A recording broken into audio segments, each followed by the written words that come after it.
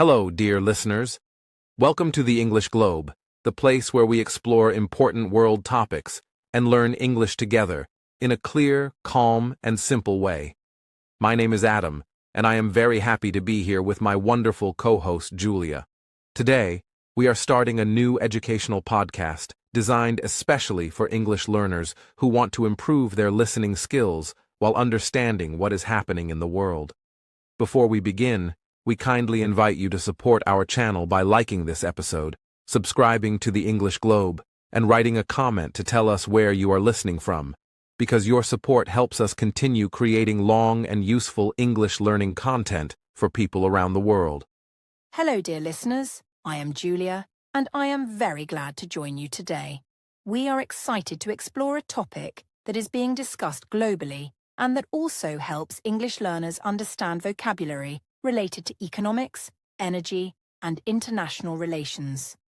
Today's topic is, how would US military action in Venezuela affect oil prices? We will explain everything step by step, using simple and neutral language, so you can focus on learning English while also understanding the background of this important global issue without feeling confused or overwhelmed by difficult words or fast explanations. Yes, Julia. To understand how oil prices might be affected, we must first understand what is happening in Venezuela right now and why the world is paying attention to this country. In early January 2026, the United States carried out a military operation in Venezuela that resulted in the removal of President Nicolas Maduro from power.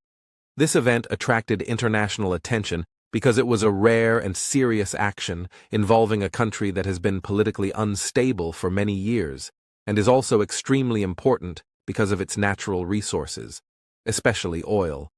For English learners, this is a good moment to learn words like military action, political change, and international attention, which are often used in global news. That is very important, Adam. Venezuela is not just another country in the news. It plays a special role in the global energy system because it has the largest proven oil reserves in the world. When we say oil reserves, we mean the amount of oil that exists underground and can be extracted using current technology. This does not mean the oil is already being produced or sold. It simply means the oil is there. Understanding the difference between oil reserves and oil production is very important for English learners who want to understand energy-related discussions clearly. Exactly, Julia. While Venezuela has extremely large oil reserves, its oil production has been much lower than many people expect. Oil production means how much oil a country actually takes out of the ground and sells every day. For many years, Venezuela's oil production has been limited because of economic problems, aging infrastructure, lack of investment, and international sanctions. So, even though Venezuela has a lot of oil underground, it has not been producing or exporting oil at high levels compared to major producers like the United States or Saudi Arabia. This difference between potential and reality is a key idea we will return to later in the podcast. Another important point for our listeners is why the United States became involved at this moment. According to official statements, the US government said its goals included restoring stability, addressing security concerns, and changing the political situation in Venezuela. From an educational point of view, it is important to understand that countries often explain their actions using words like security, stability, law enforcement, and international responsibility. These words are commonly used in news reports, and learning them will help English learners understand similar situations in the future. Yes, and from an energy perspective, the situation becomes even more interesting because oil is not just a natural resource, it is also a strategic asset. Oil affects transportation, electricity, heating, food prices, and even inflation. When a country with very large oil reserves goes through a major political change, energy markets pay close attention, even if current production levels are low. This is because markets often think about the future, not just the present. For English learners, this is a good moment to learn words like energy markets, future expectations, and global impact. That is a very good explanation, Adam. Another useful concept for listeners is the idea of geopolitics, which means how geography, resources, and political power interact on a global level. Venezuela is located in the Western Hemisphere and has historically supplied oil to international markets, including the United States. Because of this, changes in Venezuela's political leadership can influence diplomatic relationships, trade flows, and energy planning. We are explaining these ideas carefully so listeners can improve their English while also understanding how global systems work. We also want to remind everyone listening that this podcast is purely educational. Our goal is not to take sides, support any government, or criticize any country. Instead, we want to explain events in a neutral way that helps English learners build vocabulary, listening confidence, and global awareness.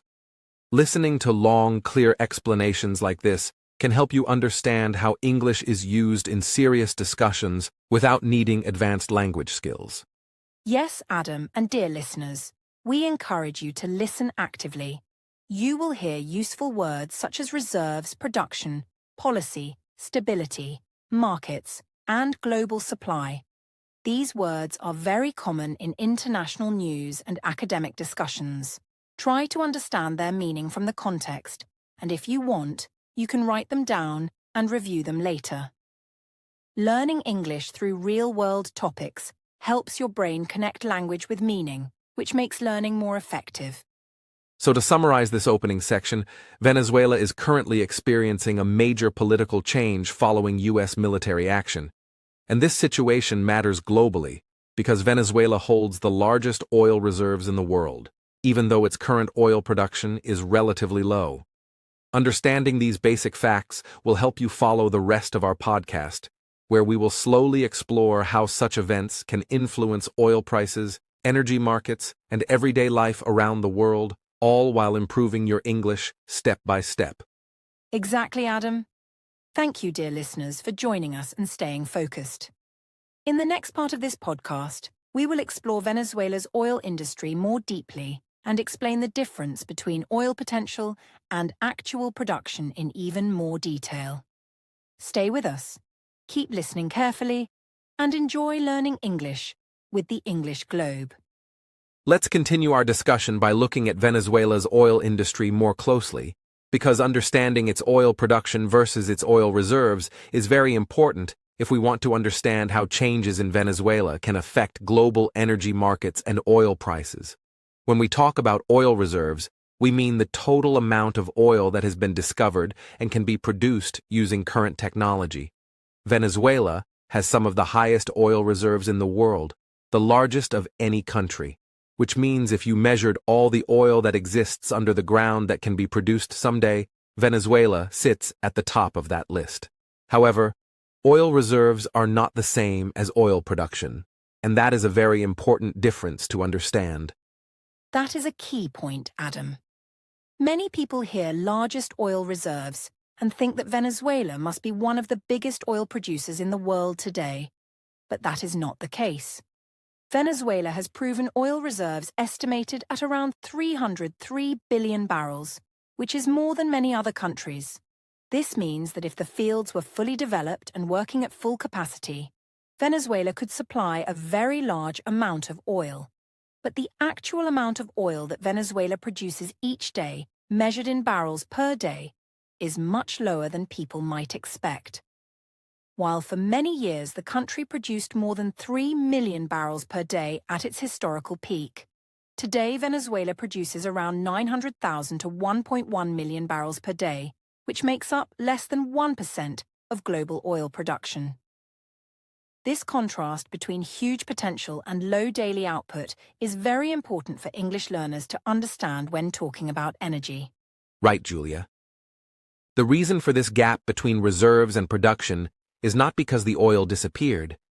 It is still there underground. It is because Venezuela's oil industry has faced many challenges over the years. One major challenge has been infrastructure decay. The pipelines, wells, export terminals, and refineries that are needed to produce and process oil have deteriorated because of underinvestment and lack of maintenance. Many of Venezuela's oil facilities were built decades ago, and without modern technology and sufficient financial investment, they have become less effective at extracting and transporting oil. This means even though there is a lot of oil, the country cannot currently extract and sell as much of it as it used to. Another major factor affecting production has been sanctions and political instability. Over the past decade, international sanctions limited Venezuela's ability to sell oil and attract foreign investment. Without partnerships with other countries' oil companies, Venezuela has struggled to obtain the technology and capital needed to develop its oil fields and refine its crude. Sanctions also made it difficult to purchase chemicals and equipment that are essential for modern oil production and refinery operations, which means some refineries operate far below their designed capacity. These restrictions, combined with mismanagement over many years, have contributed to the sharp decline in daily oil output. Exactly. When we talk about Venezuela's oil, we also often mention heavy crude or extra heavy crude.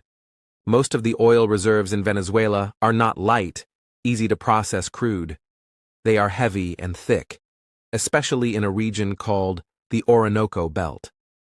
Heavy crude is more difficult and expensive to refine because it has to be processed with special techniques and often mixed with lighter crude or chemicals before it can flow through pipelines.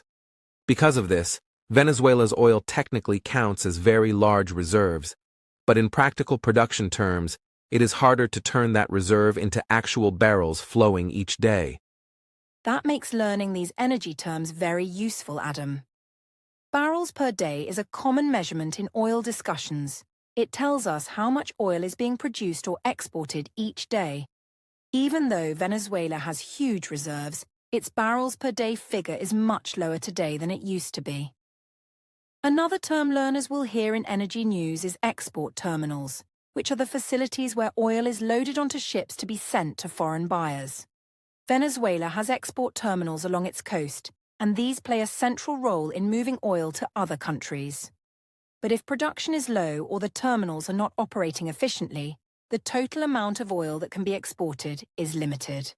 And that brings us to another important concept: refining capacity. Venezuela has refineries, but many of them are not operating at full capacity. A refinery is a place where crude oil is processed and turned into products like gasoline, diesel, and jet fuel. If a refinery is functioning well, it can take crude oil and turn it into useful products. But if the refinery is damaged, lacks necessary components, or does not have enough incoming oil to process, then it cannot produce these finished products at high levels. In Venezuela's case, the actual refining capacity being used today is much less than the country's total design capacity, which again limits production and export. Let's think about the global picture for a moment. Countries like the United States, Saudi Arabia, or Russia produce millions of barrels of oil per day, contributing significantly to the daily supply that keeps the world's cars moving, factories operating, and economies functioning. Venezuela, despite having huge reserves, contributes a much smaller share of the daily production. That means if there is disruption in Venezuela's oil production, the immediate impact on global oil supply, and therefore on prices, may not be as large as some people expect. However, the fact that Venezuela has such large reserves means that if production could be restored to near its historical levels, it could become a significant player again.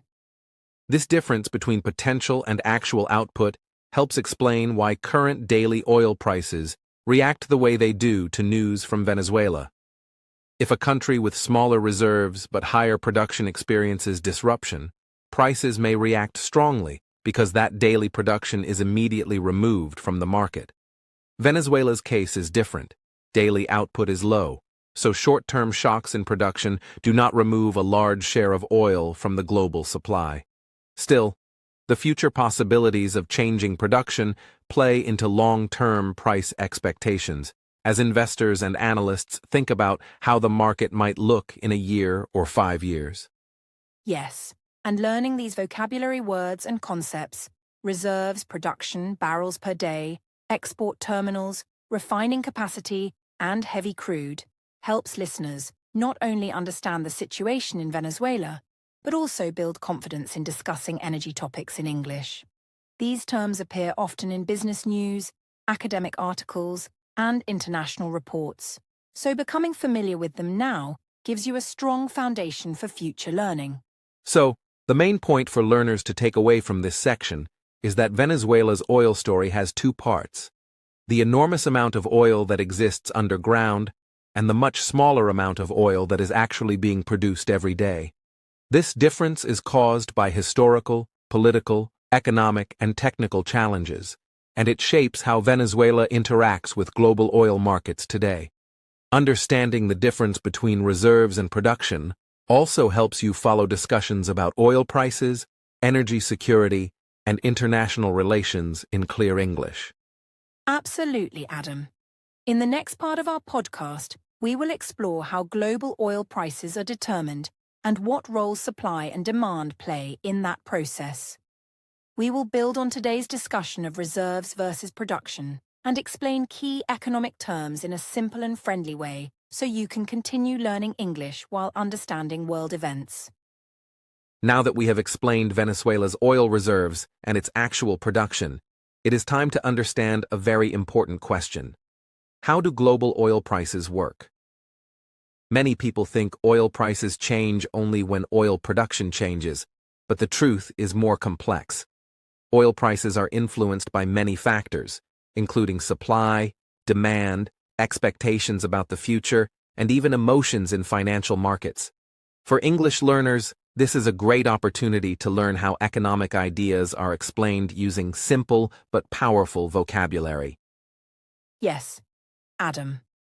Let's begin with the most basic idea: supply and demand. Supply means how much oil is available in the world, and demand means how much oil people, companies, and countries want to use. When supply is high and demand is low, oil prices usually go down. When supply is low and demand is high, prices usually go up. This idea sounds simple, but in real life, supply and demand are affected by many different events, such as economic growth, weather, transportation needs, and political situations. Exactly, Julia. One important point for learners to understand is that oil is traded on global markets, which means oil prices are not decided by one country alone.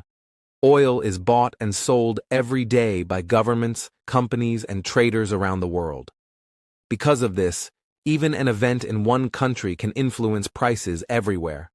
Traders often react not only to what is happening today, but also to what they believe might happen tomorrow. This is why news, expectations, and uncertainty play a big role in oil prices. That is why we often hear about two important oil price benchmarks, Brent and WTI. Brent refers to oil produced in the North Sea and is used as a global benchmark for oil prices in Europe, Africa, and much of Asia. WTI, which stands for West Texas Intermediate, is mainly used as a benchmark in the United States. Even though oil comes from many different countries, these two benchmarks help traders and companies compare prices and make decisions. Learning these terms helps English learners understand news reports more easily. Another very important player in the oil market is OPEC+. OPEC+ is a group of oil-producing countries that includes members of OPEC and other major producers like Russia. This group meets regularly to decide how much oil its members should produce. When OPEC+ decides to cut production, it reduces supply, which can push prices higher. When it decides to increase production, supply grows, and prices may fall. These decisions are closely watched by markets because OPEC+ controls a large share of global oil production. Yes, Adam, and it is important to understand that OPEC+ decisions are not only about economics. They are also influenced by politics, national budgets, and long-term planning. When OPEC+ announces a decision, markets react quickly, sometimes within minutes, because traders try to predict how supply will change in the coming months. This shows learners that oil prices are influenced by expectations, not just by physical oil moving from one place to another. This brings us to another key concept called geopolitical risk. Geopolitical risk refers to uncertainty caused by political events such as conflicts, sanctions, military actions, or diplomatic tensions. When markets believe that a conflict could disrupt oil production or transportation, they often add what is called a risk premium to oil prices. A risk premium is an extra amount added to the price because of fear or uncertainty, even if no actual disruption has happened yet. That is a very important idea, Adam. Sometimes oil prices rise even when oil supply has not changed at all. This happens because traders worry that something might go wrong in the future. For example, if there is tension in an oil-producing region, markets may expect possible disruptions and raise prices in advance. This explains why events in a country that produces a small amount of oil can still affect global prices. It is the fear of wider consequences that matters, not just the current output. This is especially relevant when we talk about Venezuela. As we explained earlier, Venezuela currently produces less than 1% of the world's oil supply. That means if its production stopped completely, the immediate loss of supply would be relatively small. However, because Venezuela has the largest oil reserves in the world and is located in a strategic region, political or military events there can still influence market expectations. Traders may worry about future supply, regional stability, or changes in trade routes, which can influence prices worldwide. Another helpful idea for learners is the difference between short-term price movements and long-term price trends. In the short term, oil prices can move quickly because of news, headlines, or sudden events. These movements are often driven by emotions such as fear or optimism. In the long term, prices are shaped more by fundamentals like production capacity, investment, technology, and global energy demand. Understanding this difference helps learners see why prices sometimes rise sharply and then fall again without clear physical changes in supply. Yes, and this also explains why oil prices sometimes react strongly to news and then calm down later. Markets constantly collect information, adjust expectations, and correct earlier reactions. For English learners, this section shows how economic explanations often use words like expectations, volatility, uncertainty, and market reaction. These words appear frequently in business and international news, so hearing them used naturally helps improve comprehension.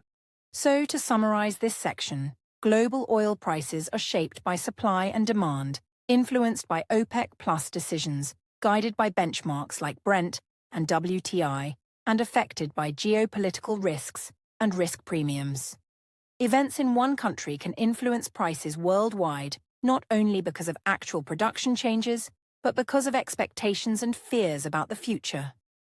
This understanding gives listeners a strong foundation for the next sections, where we will explore how conflicts and political actions can cause oil prices to rise or fall. Exactly, Julia. Dear listeners, understanding how oil prices work helps you not only follow global news, but also build strong English vocabulary related to economics and international affairs. In the next part of our podcast, we will focus on how markets usually react in the short term to military conflicts and political uncertainty, and we will continue explaining everything in simple, clear English. In this section, we are going to talk about a topic that is very important if you want to understand how global markets work. How oil prices react in the short term when there is conflict or uncertainty in an oil-related situation. Today, we are discussing what happened after the U.S. military action in Venezuela and how markets interpreted this event. Before we go deeper, let us first explain a word that you will hear many times in this section: volatility. Volatility refers to how much and how quickly prices can change. When markets are calm, volatility is low, but when there are big events or uncertainty, volatility goes up and prices can move up and down quickly. Yes, Adam, And another important idea for our listeners is something called a geopolitical risk premium. This phrase may sound long, but it is quite simple when we break it into parts. Geopolitical means something related to politics and geography. For example, a conflict between countries or a decision by a government that affects other nations. A risk premium is an extra amount that traders may be willing to pay because they are worried about what might happen in the future.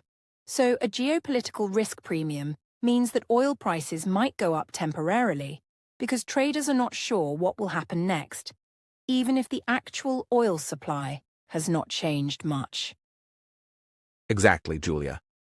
After the military action in Venezuela, which resulted in the removal of President Maduro, we saw this geopolitical risk premium appear in markets.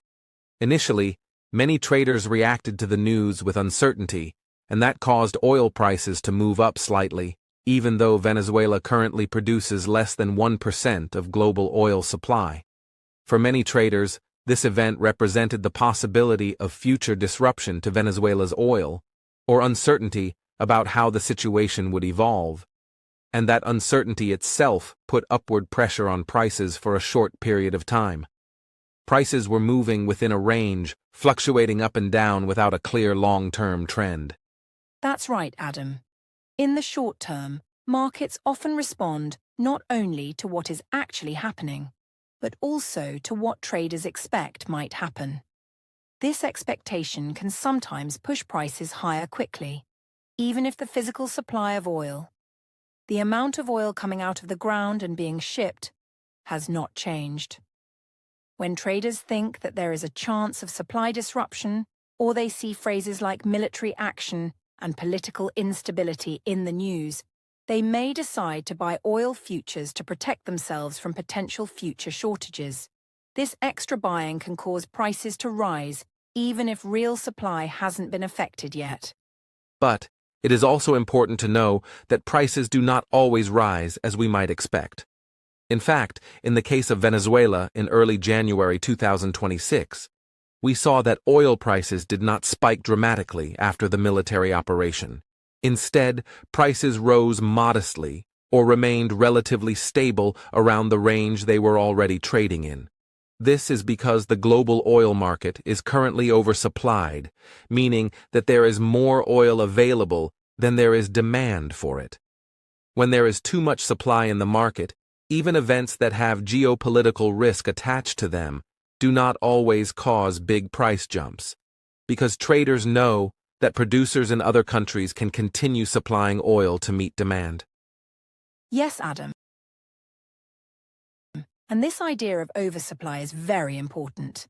When the market has excess oil, meaning the world has more oil than it urgently needs, this extra oil acts like a cushion. It absorbs shocks and reduces the impact of news that might otherwise push prices higher. In simple language, when there is plenty of oil available, traders may not react as strongly to a potential disruption in one place because they know oil can still come from other places. In the months around late 2025 and early 2026, analysts were noting that the oil market had more supply than demand, which helped keep prices from rising sharply even when geopolitical tensions increased. Another reason why short-term price reactions can look confusing is that markets are influenced by many forces at the same time. For example, even while geopolitical tensions rise, there can be economic news that pushes prices lower, such as weak demand forecasts, increased production in other countries, or slowing economic growth. When these factors exist together, they can work against each other and cause prices to move in a mixed, uncertain way. For oil prices to climb very sharply, there usually needs to be a real physical threat to supply. For example, damage to critical infrastructure or an actual blockage of export routes. In Venezuela's case, the country's oil production was already very low, so the military action did not remove a large amount of oil from the global supply chain at once. So, dear listeners, this is where the difference between short-term market reactions and long-term trends becomes clear. Short-term reactions are often driven by emotion, fear, headlines, and expectations. how traders feel in the moment. Long-term trends, on the other hand, are driven by real changes in supply, investment, production capacity, and demand growth. Because Venezuela's current supply contribution is small, the effect of uncertainty has been more about short-term price movement rather than a major long-term change, at least for now. Absolutely, Julia. In fact, after the initial reaction, oil prices in early January 2026 were moving in a relatively narrow band, roughly between $55 and $65 per barrel. Prices were not shooting up to extremely high levels because the market still expects more oil production from other countries and because abundant inventories help soften the impact of geopolitical news. This shows us that markets are practical and often focus on real fundamentals like supply and demand in addition to news and emotions. Exactly, Adam. In short, the short-term price reaction to conflict can be complicated. On one hand, prices may go up temporarily because traders add a risk premium, reacting to uncertainty about the future. On the other hand, if global supply is already abundant, those price increases may be limited or even reversed quickly as traders balance geopolitical worry with the reality of available oil. This is why oil prices sometimes don't move as much as people expect during conflict, because the expectation of a disruption and the actual likelihood of a supply gap are not always the same. For English learners, it is helpful to remember these key words: volatility, how much prices change; risk premium, a price increase due to fear of future risk; oversupply, having more oil available than needed; and short-term reaction, the immediate market response, which may be emotional or speculative.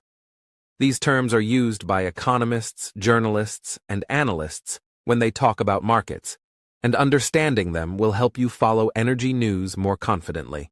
Yes. And dear listeners, as we continue this podcast, we will build on this foundation to explain medium-term and long-term effects on oil prices. But first, we needed to make sure you understand what happens right away when conflicts or geopolitical events occur, because this helps you read news with calm logic instead of confusion. Oil markets are complex, but by learning step by step and focusing on vocabulary and simple explanations, you can make sense of them even if English is not your first language. In the next section, we will explore different scenarios of supply disruption and show how each scenario can change oil prices in different ways, but always in a way that is understandable and beginner-friendly. So please, keep listening, take notes, and enjoy learning English as we continue this journey together. In this section, we are going to explore different scenarios of supply disruption, which means we will imagine what could happen to oil production and exports depending on how serious or limited the military situation in Venezuela becomes. This kind of thinking is very common in energy markets, because oil prices are not only influenced by what is happening now, but also by what could happen under different conditions. For English learners, this is a good chance to understand how hypothetical situations are explained clearly and logically in English. Yes, Adam. When experts talk about oil supply disruption, they often describe several possible levels instead of just one outcome. This helps markets prepare for uncertainty. In simple terms, we can imagine three main scenarios: a situation where oil infrastructure is minimally affected, a situation where it is moderately disrupted, and a situation where it is severely damaged. Each of these scenarios would have a different impact on Venezuela's oil production, export volumes, and global oil prices. Let's start with the first scenario, which is the most limited one. In this case, military activity does not seriously damage oil infrastructure such as pipelines, oil fields, export terminals, or refineries. Production continues at roughly the same level as before, and oil exports are not interrupted for a long period of time. Under this scenario, Venezuela's oil industry keeps operating, even if under tighter supervision or management. In this situation, the physical supply of oil does not change much, so global oil prices may only show small and temporary movements caused by uncertainty rather than real shortages. That's right, Adam. In a minimal damage scenario, markets usually calm down quickly after the initial shock. Traders realize that oil is still flowing, ships are still loading crude at export terminals, and refineries are still receiving supply. Because Venezuela already produces a relatively small share of global oil, the market may decide that there is no urgent reason for prices to rise sharply. In simple words, when oil keeps moving normally, prices tend to stabilize. This helps learners understand that not every conflict automatically leads to higher oil prices.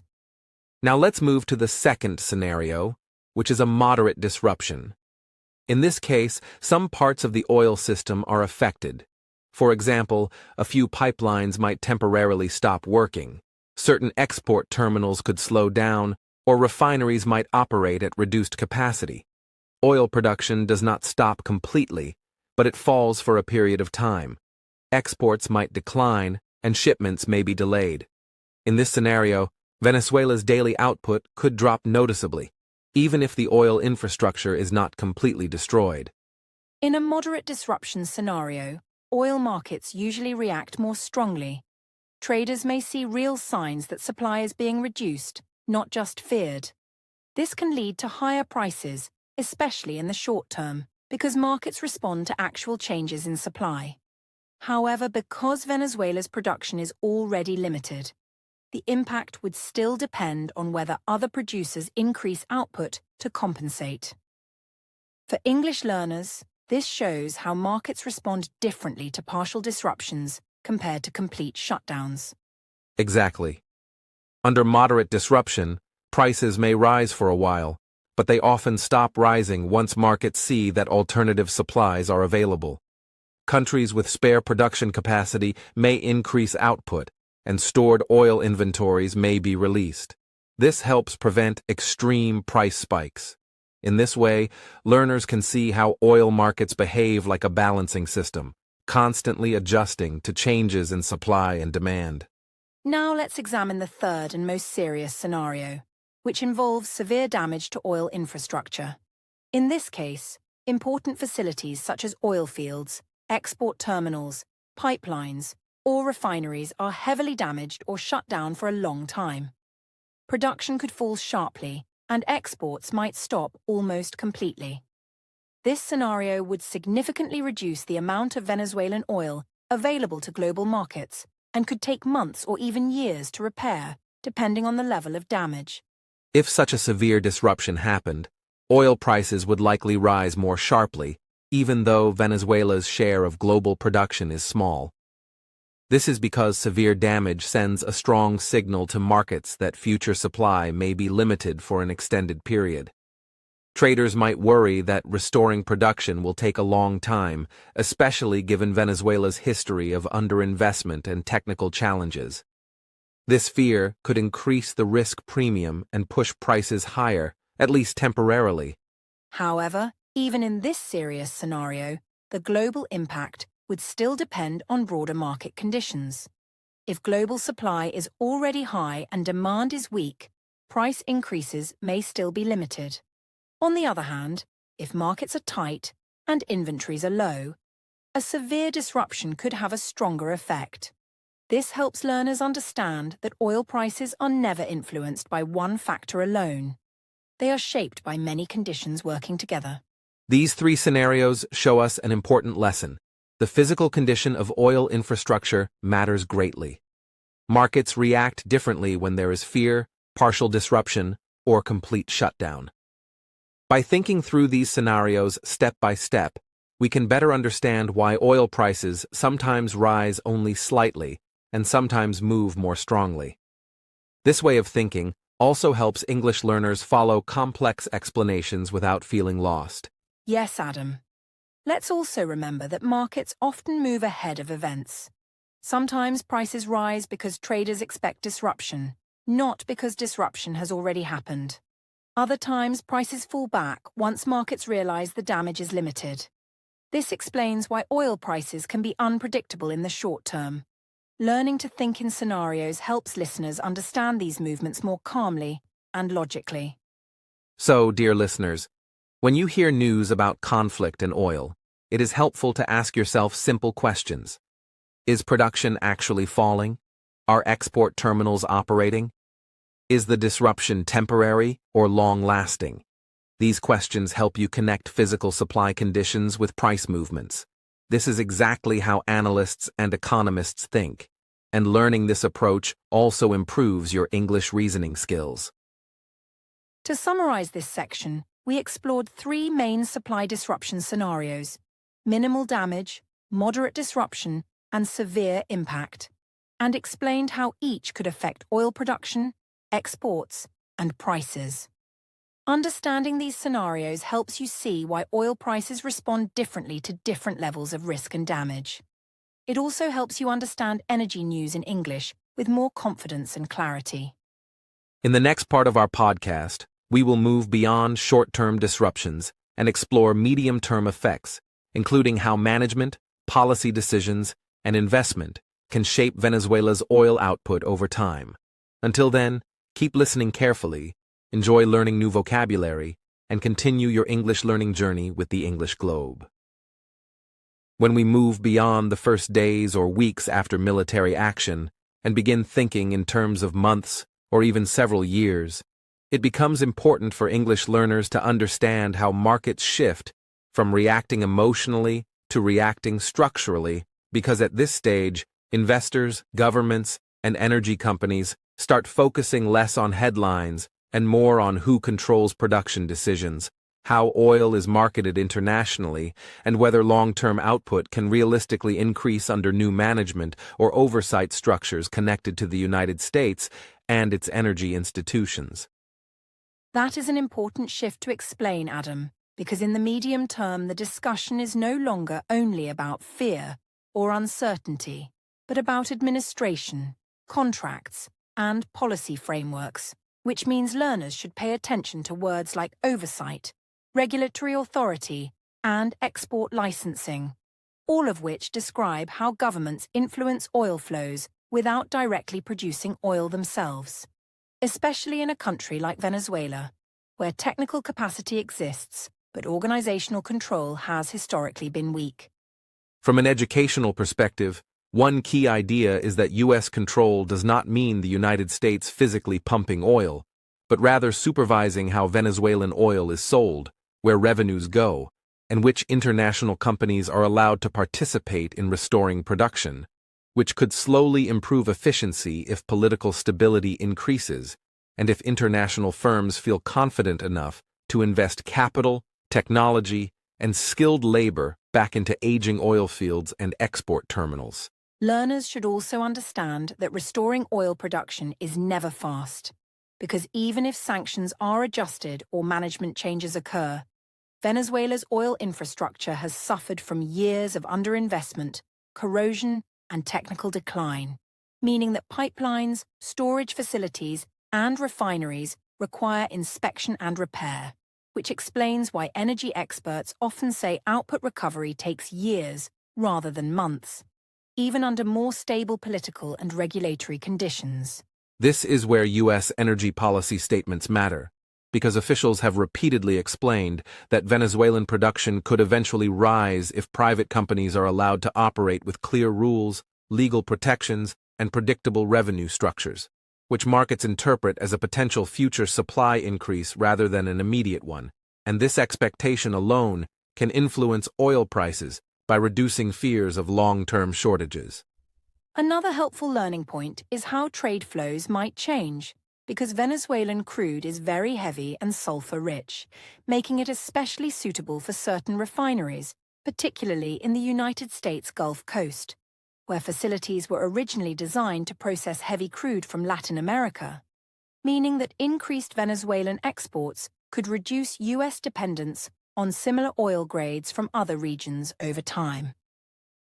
When oil begins flowing more steadily toward U.S. refineries, global shipping routes also adjust, which introduces useful vocabulary like rerouting, cargo allocation, and freight rates, because oil that might have gone to Asia or Europe could be redirected, changing supply balances elsewhere and creating secondary price effects that are indirect but still meaningful for global markets. For English learners, it is important to notice how analysts separate political goals from economic mechanisms. Because even if US oversight aims to stabilize Venezuela politically, markets focus mainly on whether contracts are enforced, whether payments are reliable, and whether production data is transparent, all of which reduce uncertainty and gradually lower the risk premium that traders include when pricing oil futures. Over several months, if Venezuelan exports slowly increase under supervision, the global market may begin treating the country as a recovering supplier rather than a disrupted one, which tends to soften prices rather than raise them, especially in a world where demand growth is moderate and alternative supplies from other producers remain available, reinforcing the idea that oil prices depend more on expectations than on dramatic political narratives. This section also helps learners understand why oil prices do not simply rise whenever the United States becomes involved in an oil-producing country. Because if involvement leads to more predictable governance and gradual supply recovery, the medium-term effect can actually be price stability rather than volatility, which is a counterintuitive but very important concept in energy economics. From a language learning standpoint, this discussion introduces advanced but practical terms such as production outlook, capacity restoration, and market normalization, which describe how industries recover after long periods of disruption, and these phrases are commonly used not only in oil markets, but also in discussions about manufacturing, agriculture, and global trade more broadly. By examining US control and industry input in this neutral educational way, learners can see how energy markets respond more to systems and rules than to emotions, which reinforces the central lesson of this podcast series, that understanding global events through structured analysis improves both English comprehension and critical thinking, without requiring listeners to adopt any political position or judgment. So, when we look at the medium-term picture, the key takeaway is that U.S. oversight could gradually shift Venezuelan oil from a source of uncertainty into a managed supply stream, and while this process is slow and complex, markets usually respond by lowering risk premiums rather than creating sustained price spikes, which helps explain why long-term oil pricing often behaves differently from short-term reactions during times of geopolitical change. Now that we have talked about short-term and medium-term effects on oil markets, it is time to take a broader look into the long-term outlook, meaning what might happen over years and decades, not just a few weeks or a few months. Long-term thinking is especially important when we talk about a country like Venezuela, because Venezuela has enormous oil reserves and the potential to make a meaningful difference in global oil production if conditions change significantly over many years. However, long-term projections are always full of complexity, uncertainty, and careful language, and that is why we will take our time to explain these ideas clearly for English learners. Exactly, Adam. When experts talk about the long-term forecast for Venezuela's oil industry, they usually emphasize two key facts from the beginning.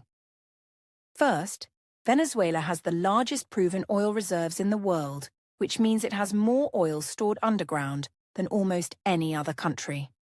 These reserves represent potential energy that could be produced and sold in the future, but potential is not the same as actual output today. Second, experts agree that the country's oil infrastructure is damaged, underinvested, and requires a lot of work and investment before output can rise again.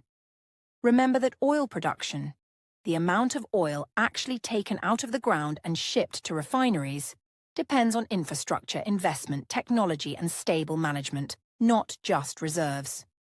Yes, and it is helpful for English learners to notice how speakers make this distinction in language. We use words like potential, forecast, projection, infrastructure, and investment when we talk about long-term scenarios.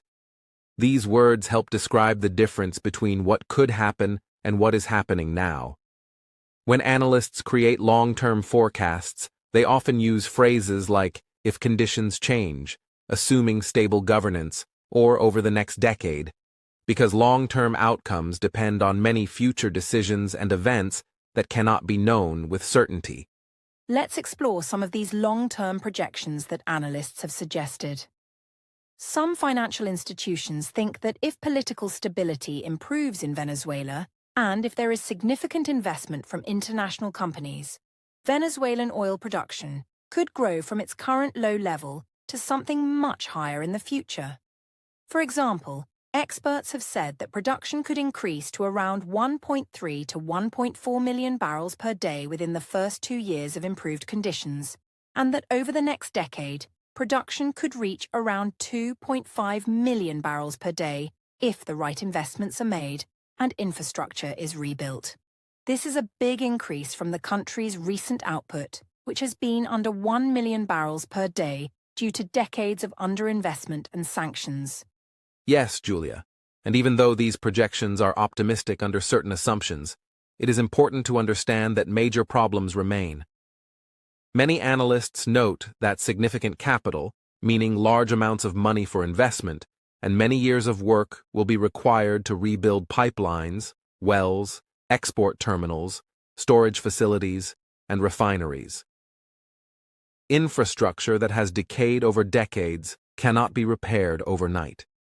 Some forecasts suggest that restoration and modernization of Venezuela's oil industry could take many years or even more than a decade before production reaches levels that materially influence global markets. In this way, the long-term outlook is both hopeful in terms of potential growth and realistic in terms of the challenges involved. Analysts also point out something interesting about how increased Venezuelan production might affect global oil prices in the long run. Because the world's oil markets depend on the balance between supply and demand, if Venezuela were able to significantly increase production while global demand does not grow as fast, then the additional Venezuelan barrels could put downward pressure on prices over time. This means that more supply relative to demand tends to lead to lower prices, all other factors being equal. That is why some financial analysts say that increased Venezuelan oil production could be one of the reasons prices might remain lower in the coming years, especially if demand growth is moderate or slow. But it is also important to balance this with the idea that investment and political stability are uncertain. Even though it is mathematically possible for production to rise substantially, many obstacles remain. Some industry experts warn that infrastructure is severely degraded and that attracting sustained international investment may be difficult, especially if companies see risks related to contract enforcement, political stability, and legal protection.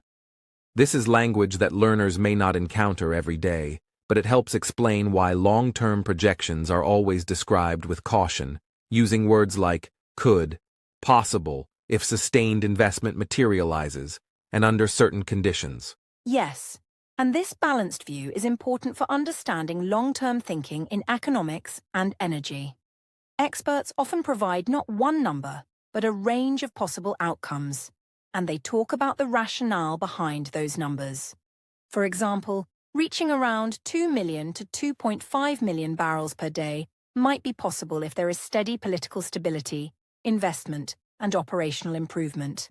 But reaching or exceeding historical peaks of over 3 million barrels per day would require exceptional levels of funding, technology, and time. These ideas go beyond simple forecasts and help learners understand how analysts think about futures rather than certainties. Another nuance discussed by experts is that prices in the long term depend not only on Venezuelan production, but also on what happens in other major oil-producing countries and on how demand evolves. For example, if other producers also increase output, or if demand for oil falls because of greater use of renewable energy, electric vehicles, or energy efficiency, then the effect of Venezuelan production on prices could be different than if demand grows rapidly at the same time. This shows that long-term oil price outlooks involve many moving parts, and that is why experienced analysts always communicate in terms of scenarios rather than definitive predictions. For our English learners, this is a chance to pay attention to useful expressions such as long-term outlook, forecast, scenario analysis, investment horizon, infrastructure constraints, and price pressure. These phrases are widely used beyond energy markets, for example in business, finance, environmental discussions, and even technology forecasts. So learning them here will help you across many domains of English usage. Let's summarize the key ideas of this long-term outlook. First, Venezuela's huge oil reserves represent potential rather than immediate production. Second, experts believe that increased output over the coming decade is possible, but it would require stable governance and sustained investment. Third, if Venezuela does manage to produce significantly more oil, it could put downward pressure on global prices, assuming demand does not grow as quickly.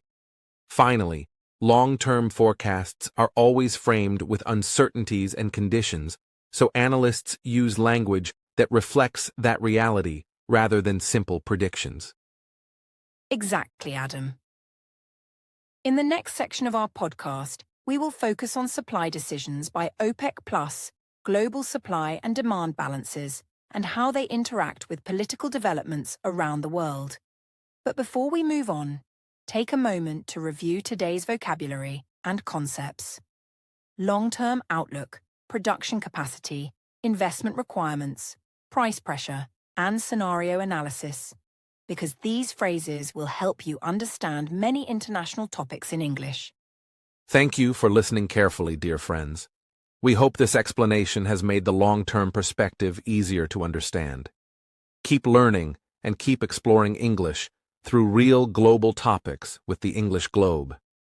In this part of our podcast, we will take a broader look at global oil dynamics, which means we not only focus on Venezuela, but also on how the world's major oil producers work together and how global supply and demand affect oil prices.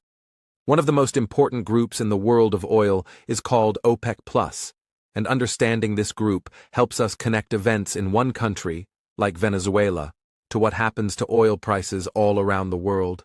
OPEC+ stands for the Organization of the Petroleum Exporting Countries plus Allies, and it includes major oil-producing nations such as Saudi Arabia and Russia, which together with others help decide how much oil is supplied to global markets through agreements about production levels. Yes, Adam. OPEC+ is not just a group that meets once in a while. It is one of the most powerful influences on global oil prices because its members collectively produce a large share of the world's oil. In fact, OPEC+ represents roughly 40% of global oil production, and the actions that members take, whether cutting output or increasing it, can influence the balance of supply and demand around the world. When OPEC+ decides to reduce production, it can tighten global supply, which often puts upward pressure on prices because there is less oil available relative to demand. Conversely, when OPEC+ increases production, it can contribute to greater supply in the market, which may push prices down if demand does not grow at the same time. When we talk about global supply and demand, we are talking about how much oil the world is producing compared to how much oil the world needs. Oil demand is driven by many things, including economic growth, transportation needs, industrial production, and even weather. For example, when economies grow strongly and factories and vehicles use more energy, demand for oil increases. On the other hand, when economies slow down, demand may weaken, which can reduce upward pressure on prices. Many experts in 2025 and 2026 have pointed to slower economic activity in some regions and to weaker demand growth than expected, which means that even when production remains high, prices can struggle to rise sharply. Another idea that is very important for English learners to understand is oversupply. Oversupply means that there is more oil available than there is demand for it at a given price level. When there is too much supply in the market and not enough demand to absorb it. and inventories of oil around the world build up. Then prices tend to stay lower or even fall. For example, in 2025, global oil prices experienced some of the largest annual declines in recent years, largely because supply exceeded demand and inventories grew. This means that even if political events occur in one region, global supply conditions play a strong role in determining whether prices rise or fall. OPEC Plus does not operate in isolation. Decision-making is shaped by complex negotiations among member states, and sometimes internal political tensions influence how policies are decided. For instance, in early January 2026, OPEC Plus chose to keep production levels steady amid political tensions among some members, prioritizing market stability at that time. This shows that OPEC Plus decisions reflect a combination of market forecasts, political considerations, and strategic planning, and markets react to anticipated decisions even before actual supply changes occur. Importantly, not all producers outside OPEC Plus pause their activity when OPEC Plus makes decisions. Countries like the United States, Brazil, Canada, and others continue to produce oil based on their own economic and strategic goals. In many years, production from these non-OPEC Plus countries has grown faster than demand, contributing to a global supply surplus that presses on prices. This trend shows that global oil markets are not controlled by one group alone, but rather by the balance of production decisions from many producers around the world. For example, even when OPEC Plus paused output hikes for the first quarter of 2026 to reduce fears of oversupply, analysts said global oil markets were still expected to remain oversupplied because production from many sources remained higher than global demand. This mismatch between supply and demand makes it more difficult for prices to rise significantly, even when geopolitical events happen in certain regions. Oversupply can act like a cushion that absorbs shocks, and when inventories are high, additional supply growth or temporary disruptions may not change prices as much as markets once expected. As English learners listen to global energy discussions, you will often hear phrases like market balance, supply glut, production quotas, and inventory levels. These words help describe how supply and demand sit relative to each other. A supply glut simply means there is an abundance of oil, often because production is growing faster than consumption. When there is a supply glut, prices are more likely to stay flat or fall, because buyers do not need to compete as strongly for limited oil. Conversely, when demand outpaces supply, prices tend to rise as buyers compete for smaller volumes of oil. It is also useful to understand that demand trends can change over time due to structural factors like shifts in energy use, technological changes, and economic development. For example, the growth of renewable energy sources, increased energy efficiency, and the adoption of electric vehicles have slowed the growth in oil demand in some parts of the world. If these trends continue, they could mean that oil demand grows more slowly than in past decades. This slower growth can contribute to oversupply conditions, especially if producers maintain or increase production levels at the same time. For listeners, this means that oil prices are influenced not just by geopolitics, but also by how consumers, businesses, and governments respond to changes in technology and energy policy. For example, if more people drive electric cars, or if industries become more energy efficient, then oil demand may grow more slowly, reducing upward pressure on prices. Similarly, if global economic growth slows, demand for oil, which is often used for transportation, manufacturing, and heating, may also slow, contributing to oversupply and lower prices. OPEC Plus decisions also influence market expectations, which are the beliefs that traders have about the future. Even if actual production changes have not happened yet, signals from OPEC Plus about future output decisions can move prices. For example, if OPEC Plus members publicly state that they plan to adjust production to support higher prices, traders may bid prices up in advance. Likewise, if they signal a willingness to add supply, prices may fall in anticipation of greater future supply. In this section, we will explore something that affects everyone, even if we do not work in the oil industry: the social and economic impacts of oil price changes. While oil production, OPEC plus decisions, and geopolitical events may seem distant or abstract, they influence everyday life in ways we can all understand. From gasoline prices to home heating, public transportation, airline tickets, and even the cost of food, oil is deeply connected to how economies function. For English learners, this is an excellent opportunity to see how global events link directly to daily experiences, while also learning practical vocabulary like inflation, energy costs, household spending, and economic stability. Yes, Adam. When oil prices rise sharply, the first thing most people notice is the cost of fuel. Gasoline prices go up, which means that commuting to work or school, traveling by car, or running delivery services becomes more expensive. This increase can also indirectly affect other goods and services, because transportation costs are a key part of how products reach stores and consumers. When the cost of moving goods rises, businesses often pass some of that expense onto customers, which is why higher oil prices can influence prices across the economy, contributing to inflation. Exactly, Julia. Inflation is a term used to describe when the general level of prices in an economy rises over time. Oil is a very important driver of inflation because it is a critical input for many sectors, not only transportation, but also electricity generation, manufacturing, and chemical production.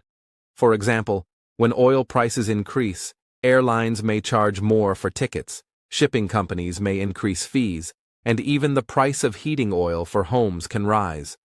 All of these increases affect household budgets, meaning families may need to spend more on energy and less on other things like education, healthcare, or entertainment. Another aspect to understand is that oil price changes do not affect all countries in the same way.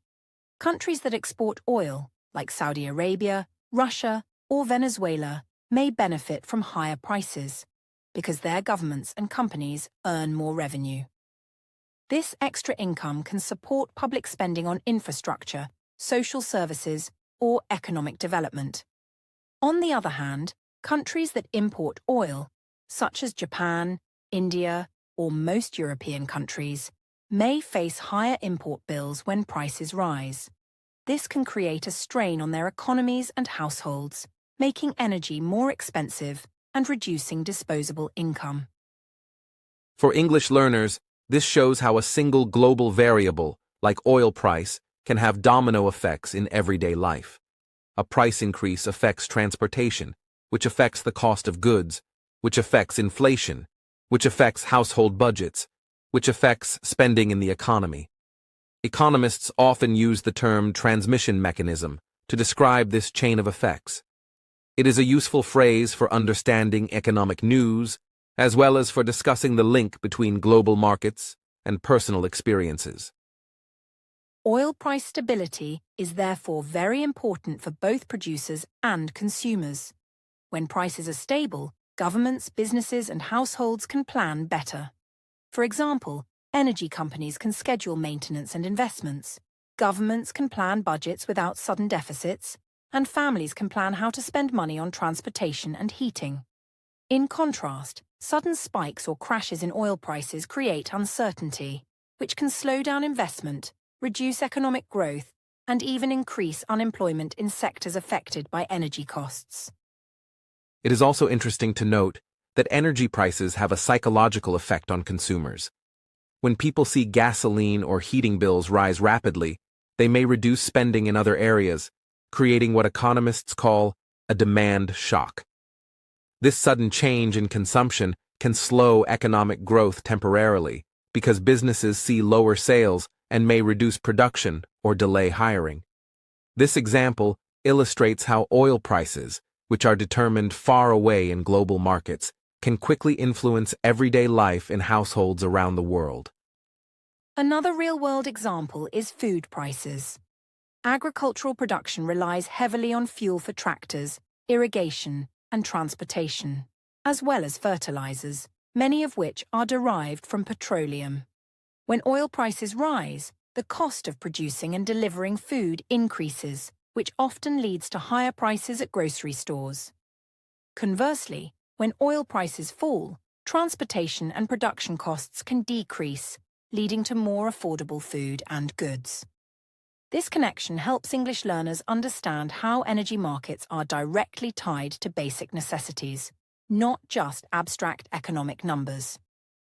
It is important to understand the long-term social consequences as well. In countries that rely heavily on imported oil, sustained high prices can slow economic growth and increase poverty if households must spend a large portion of their income on energy. On the other hand, oil-exporting countries may use higher revenues to invest in education, healthcare, and infrastructure projects, which can improve long-term social welfare. Therefore, oil prices influence both the micro level, which affects families and businesses, and the macro level, which affects national economies and development strategies. English learners can also notice the repeated use of terms like economic stability, household spending, energy costs, inflation, and demand shock. These are widely used in international news, financial reports, and everyday discussions about money and the economy. Understanding these terms in context helps learners see how global events, like changes in oil supply or prices, connect to their own lives and the lives of people in other countries. In addition, we can think about transportation in a broader sense. When oil prices rise, airline tickets, bus fares, and shipping costs also rise.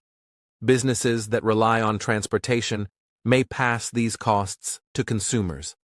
For households, this can mean spending more on commuting, deliveries, and travel.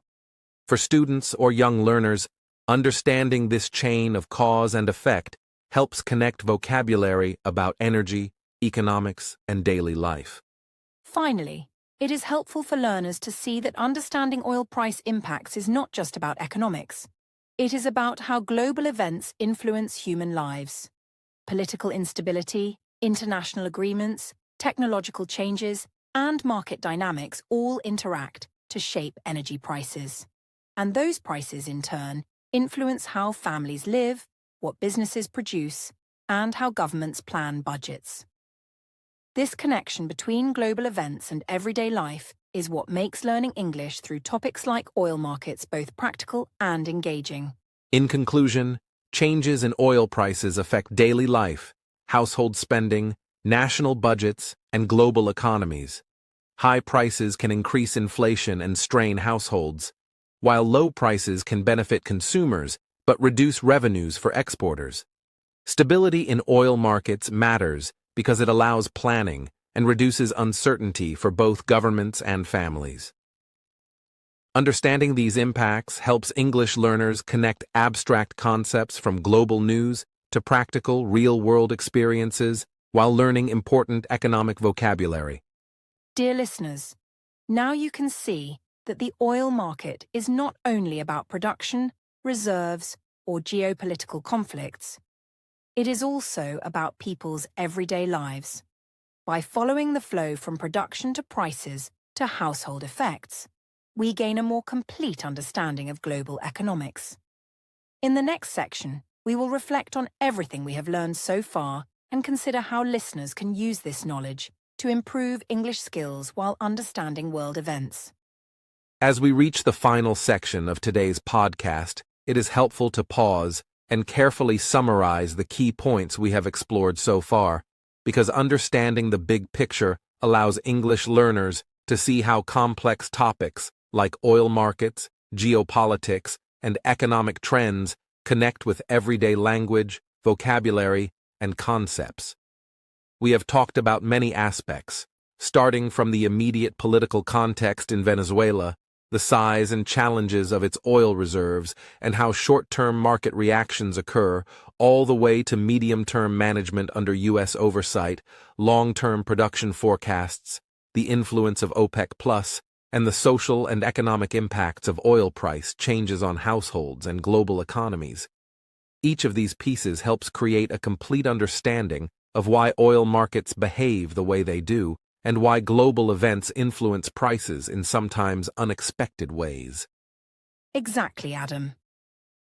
One of the main lessons for English learners is to notice the vocabulary we have used throughout the podcast, because these words appear frequently in discussions about economics, politics, and global affairs.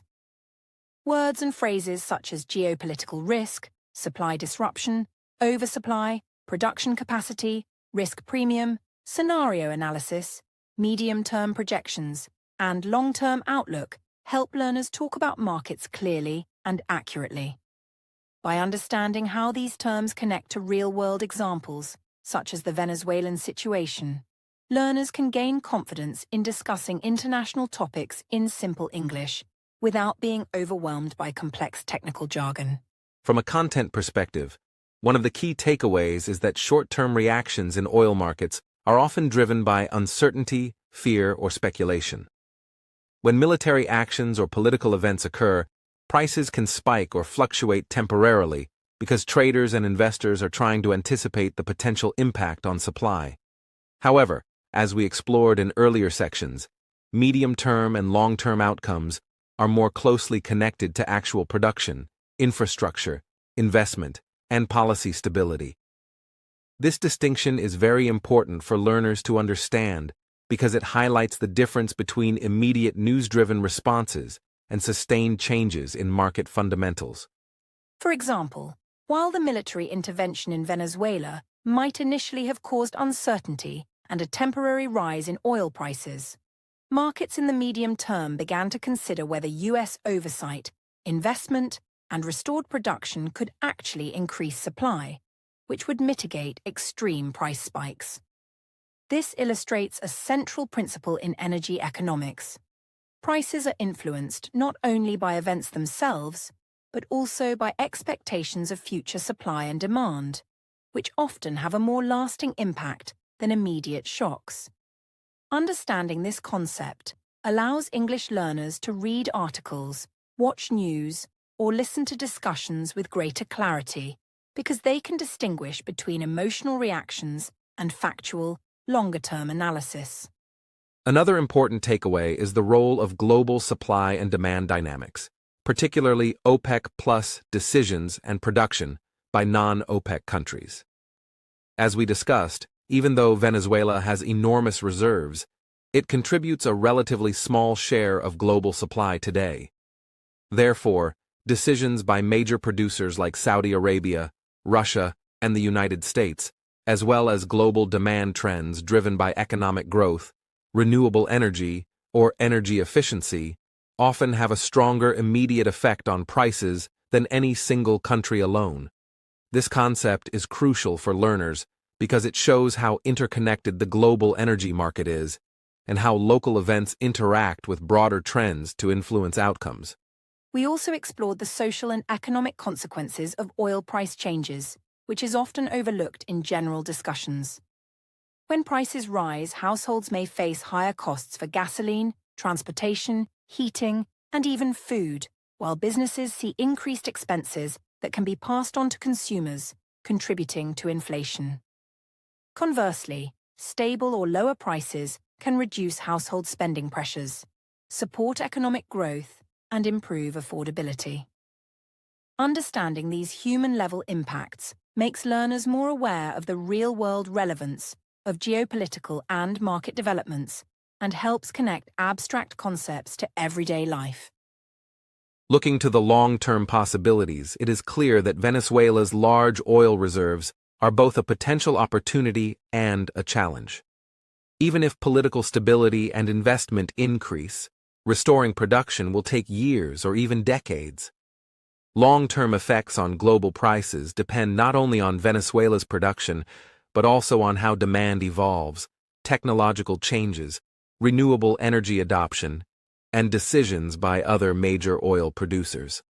Learners should notice phrases like long-term outlook, investment horizon, production recovery, and scenario planning, because these expressions are widely used in economics, business, and energy discussions. Another educational takeaway is the importance of neutral and careful analysis when discussing complex global topics. We have intentionally avoided taking political sides, instead focusing on how events influence markets, economies, and people's lives, which is exactly the approach English learners should use when practicing vocabulary and discussion skills. Listening, noting key terms, and understanding cause and effect relationships between events and markets helps learners think critically in English while improving comprehension of news, podcasts, or classroom lectures. It is also worth highlighting the importance of international cooperation and diplomacy. Future outcomes in Venezuela, global supply, and oil prices will likely depend on how countries negotiate, collaborate, and maintain stability in energy markets. Agreements within OPEC+, trade decisions, and diplomatic relations can either smooth volatility or create additional uncertainty. For learners, phrases like international cooperation, diplomatic negotiations, market stability, and risk management are highly useful because they appear in many global contexts beyond oil, such as climate discussions, trade negotiations, and international security. Finally, we want learners to remember that following topics like this not only improves English skills, but also builds confidence in understanding global events. By connecting vocabulary to real-world examples, noticing cause and effect chains, and observing the interactions between politics, economics, and daily life, listeners can feel more comfortable discussing international topics in English, writing essays, or engaging in conversations while retaining a clear and neutral perspective. In conclusion, dear listeners, the main lessons are: geopolitical events like military action can create short-term uncertainty, oil supply and demand interactions shape both medium-term and long-term price trends, and global coordination among producers, governments, and institutions plays a critical role in stabilizing markets. Observing how these forces interact over time helps learners understand the full picture of energy economics and equips them with vocabulary, analytical skills, and confidence to discuss complex topics in simple, clear English. Thank you for joining us on this journey through Venezuela, oil markets, and global economics. Remember to reflect on vocabulary such as supply disruption, risk premium, oversupply, production capacity, inflation, and market stability. These words are powerful tools for understanding news, economic reports, and classroom discussions, while also helping you communicate ideas clearly in English. By paying attention to both facts and language, you will continue improving your skills while gaining a deeper understanding of world events. We hope this podcast has helped you connect global developments with everyday language, and that you feel confident discussing these topics with friends, classmates, or colleagues in English. Keep listening, taking notes, and exploring new vocabulary, because each episode is designed to build your comprehension, confidence, and curiosity about the world. That's right, Adam. Thank you, dear listeners, for learning with us today. Remember, every global event has layers of causes and effects, and by listening carefully, analyzing thoughtfully, and practicing vocabulary in context, you can become both a more knowledgeable global citizen and a more skilled English speaker. Keep exploring, keep learning, and we will meet again in the next episode of The English Globe.